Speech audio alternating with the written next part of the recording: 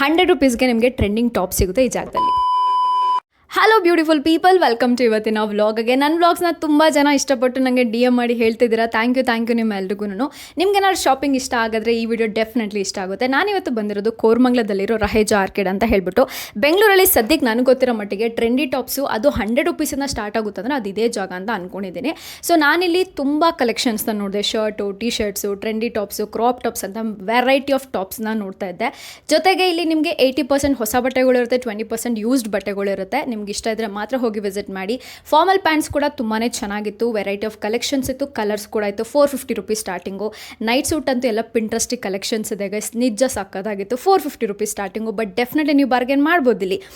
Self development books ಎಲ್ಲ ನೀವು ಆನ್ಲೈನಲ್ಲಿ ತೊಗೋಬೇಕಾದ್ರೆ 250, 350 ಇರುತ್ತೆ. ಇಲ್ಲೆಲ್ಲ ಜಸ್ಟ್ 100 ರುಪೀಸಿಂದ ಸ್ಟಾರ್ಟ್ ಆಗುತ್ತೆ.